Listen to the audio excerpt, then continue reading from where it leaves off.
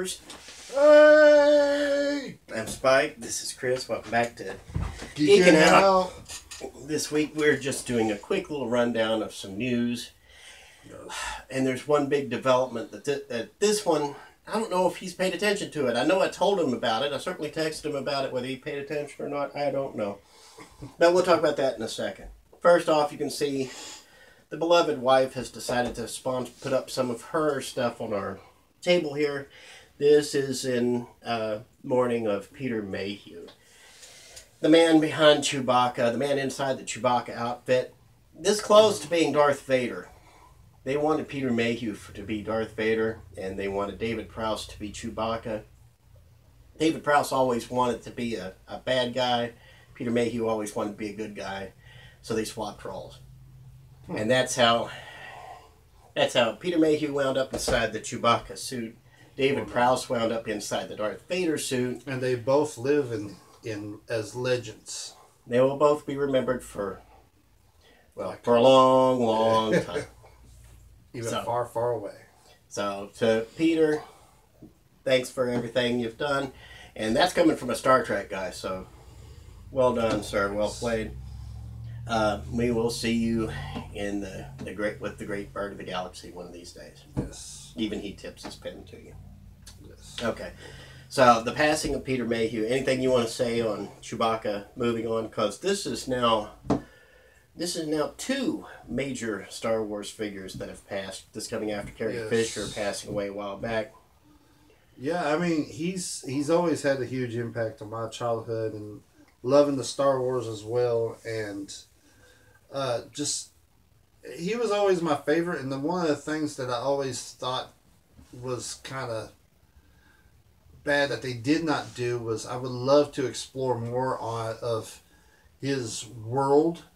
You know, a better way than the old Christmas special. That's what I was wondering if you remembered that one. The old Christmas special. That explored his world and kind of freaky in a nightmarish way.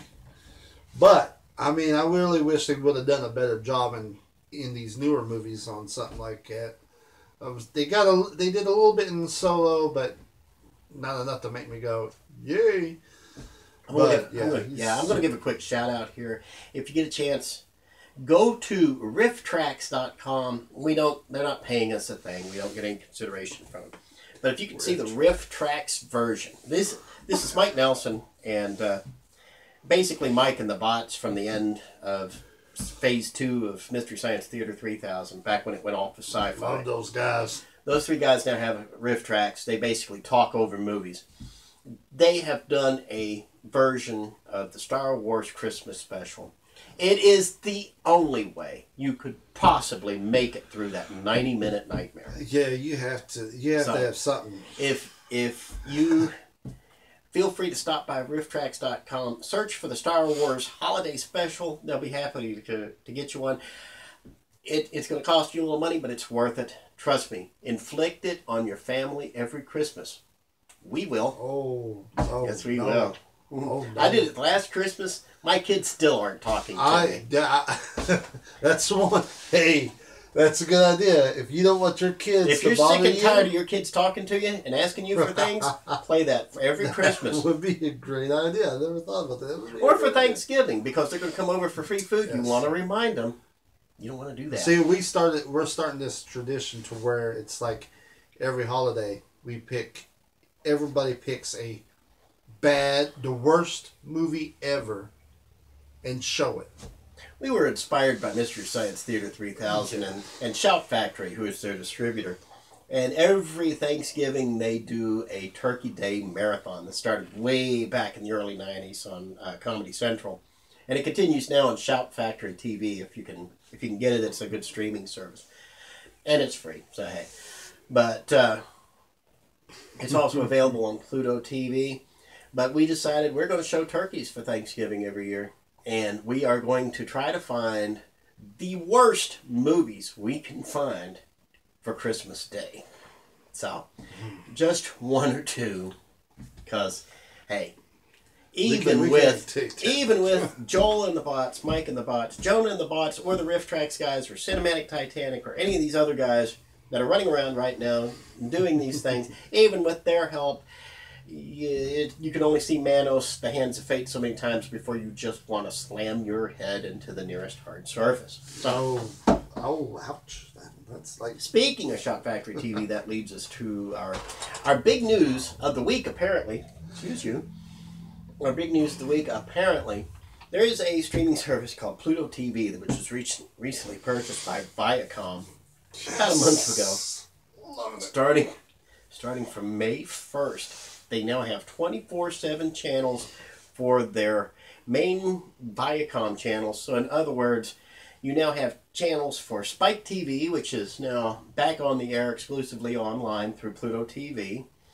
They now have a BET channel, which does cover some original content that BET airs first run. They have one for MTV.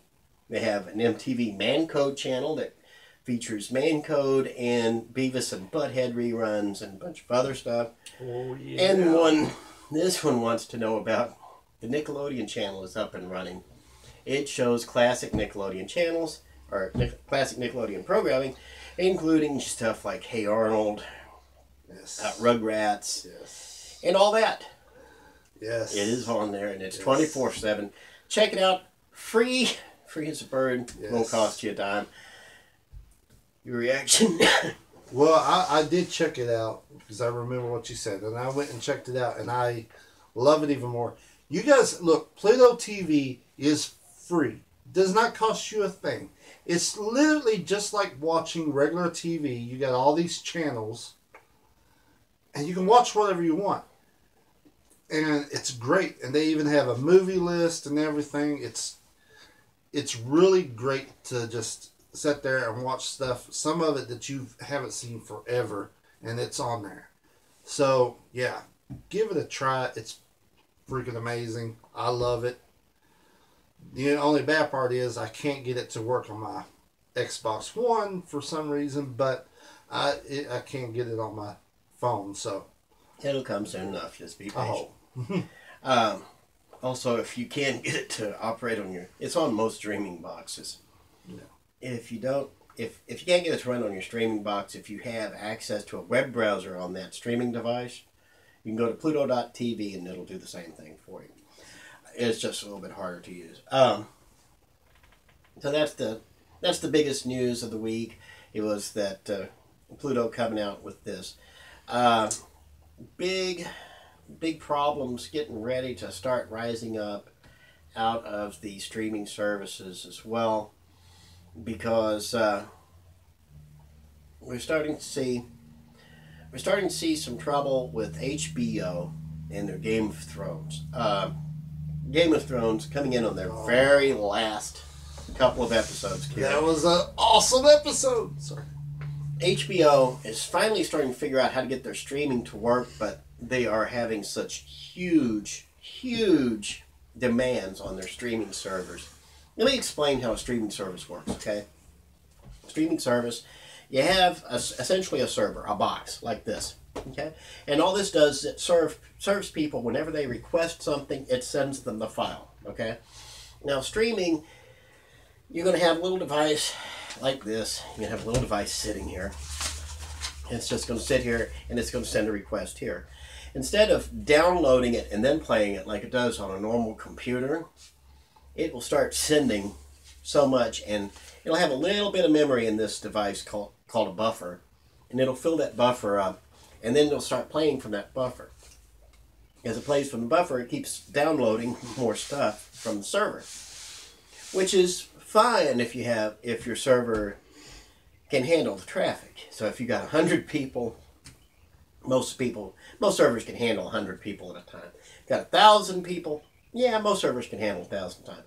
10,000, yeah, 100,000, yeah, you're probably going to have to trade up a little bit, but it usually works. When you got 15 million people, and most of those are not watching it on cable, by the way, roughly half are watching it from HBO servers. HBO is not connected with Star Wars or Funko in any way, shape, or form, by the way. Although they do have Game of Thrones pops coming out. But anyway,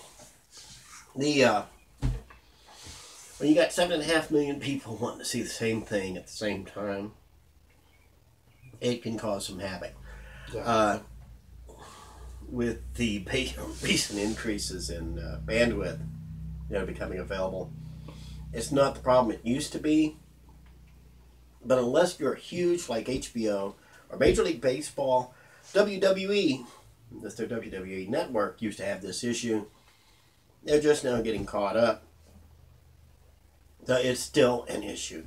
It's going to haunt streamers a little bit longer. And whether there's a light at the end of the tunnel, it should be as technology improves.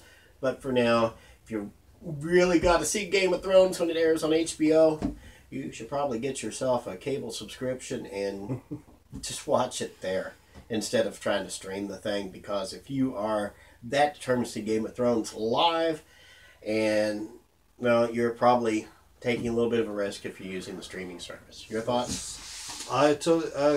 Everything you said, I agree. I mean, it's something that has happened before. I mean, like you said, with WWE and even on demand, it's like you get, if there's a big fight and everybody wants to watch this big fight, it's like it's hard to get that because, and all they do is they raise the price because you want that so badly. So, I mean, it's happened before, but God, it was so worth it. I mean, come on. Who out there has seen the last episode? Well, not the last episode, but the latest episode of Game of Thrones. It was amazing. Sorry. Go ahead. I'll admit I haven't seen a single episode. I take it back. I take that back. I saw the first episode, first 5 minutes of it, and I was like, this is a waste of time, and I gave up. Son, never start with the first episode when you're trying to get into a new series. Another streaming service has actually changed a couple of things. That is the CW app. CW app has added some new things to it. If you don't know what the CW app, it's has things like Arrow, Supernatural, Supergirl. They got Roswell. All the CW shows are on the CW app. Yeah, basically. Usually it has like the last 4 or 5 episodes there for you to catch up on. Yes. And it's ad supported, so it's free. Yeah, so it's free to download. I suggest if you are into any of those shows, like they brought back Charmed, they brought back Roswell, they brought back... They brought back The 100. I thought that was gone. Yeah, I did too. Changed your mind, I guess. Don't watch The 100, please. I'm sorry. I had to force myself to finish watching The 100, and that was 5 seasons worth of forcing myself because they're idiots. And now they're bringing out a season 6 of The 100.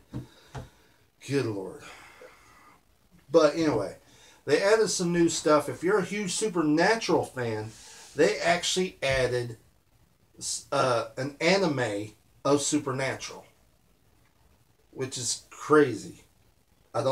It's insane. But if you're a Supernatural fan like me, check that out. It's freaking awesome, and it's free. All of that is free. So, but how much was it? Free. Free. There's also a side app called the CW Seed that has some of the things that are too esoteric for the CW. Okay, so if you think the CW is too mainstream, check out the app called CW Seed. Way to go. The only other news I can really talk about right now is, again, streaming related. I don't know what it is with streaming this week. Streaming. One of the things that happened here over the last couple of years, everybody wants to stream cable. Okay, you've got Dish Network started it with Sling. AT&T has DirecTV, DirecTV Now. There's a bunch of others where it's streaming. It works like a cable service, like you had a cable box on there, but it's all over your internet connections. It's all streaming. They had been growing by leaps and bounds the last couple of years. This last quarter, not so much. Apparently, from the last I heard, DirecTV Now has lost roughly 10% of its members in a single quarter. They've lost somewhere in the neighborhood of 1 million people. They're losing more and more. Actually, the number is probably larger than 10%, but I can't remember the exact percentage. But they have lost over 1 million people in the last quarter and change. Everything's starting to shrink, and you're starting to, pardon me, you're starting to see people turning away from those things. Going to be a fundamental sea change in how people do things. So, can you even see a reason to use a cable app? There is really no reason, but yet they bring it on themselves. Because let me tell you, cable, satellite, this is what they do. They raise their prices every time. They just keep raising their prices. They'll give you a choice of different packages. And it's like, okay, so I want this, this, and this, but this price with this package doesn't come with the channels that you want. So it's all full of news or sports or whatever. And you have to get this package, but this costs more a month just so you can have these certain channels that you and your family watches. And then, of course, after a few months, boom, guess what? The price went back up. More. It's like, what the hell? So whenever something comes out like, oh, this box can give you 300 channels, and all you got to do is either buy this whole box, and you don't pay nothing a whole year, just have an internet access, then you get those 300 channels. Or this box will give you 400 channels, and all you pay is about $20 a month instead of paying $130 a month for all this stuff that you don't even watch, or there's nothing good on TV no more. One thing you're going to see, now I'm putting on my forecaster's hat again while I can still talk. Still bronchitis, excuse me there. What you're going to see change. You're already seeing this with the smaller cable companies. You're going to see the larger companies do it next. Okay, AT&T just bought Warner Cable. They bought Time Warner. What you're going to see is a lot of these larger cable companies are going to start dropping cable television. They're just going to become internet service providers. The reason why, if they provide you with just internet, they get to keep all that money to themselves. If they have to offer cable TV service, well, guess what? Now they're just getting a little tiny taste from each subscription. Most of that money they're having to pay to other companies. They hate paying money to other companies, okay? Yeah. Back when Time Warner owned what's now Spectrum, the Charter Time Warner cable conglomerate, everybody was worried about whether Time Warner would give its own cable customers preference with their channels and their apps, as opposed to interfering with like Disney stuff or Paramount stuff or Viacom stuff or 20th Century Fox stuff and all this other stuff. Yeah, the list goes on. That is going to become less of an issue. They're just going to pursue, this is, I'm telling you, within the next 3 years, you're going to see this happen. They're going to start promoting internet bandwidth as a finite resource. They have already convinced a lot of people that water is a finite resource. And in truth, it is. But with all this about climate change and stuff, they're saying you should pay a lot more for your water. One of these days, they're going to convince you to do that. That is true. They're going to do that with internet bandwidth. And it's going to come in the form of what's called a data cap. Spectrum recently released, this is just in the past couple of days, they released a study that says the average cord cutter, the person who does all their streaming online and stuff, uses 400 gigabytes a month of bandwidth. They download 400 gigabytes a month. Dude. That's watching an awful lot of television and stuff. And to be honest, a 2-hour movie in high def is going to be somewhere around 2 to 3 gigs. So that's about 200 movies. That's roughly 400 hours a month. That's roughly about 100 hours a week. About around 10 hours a day. 10 to 12 hours a day. But also, Like, I mean, if that is what you say is true and that does end up happening, that's great.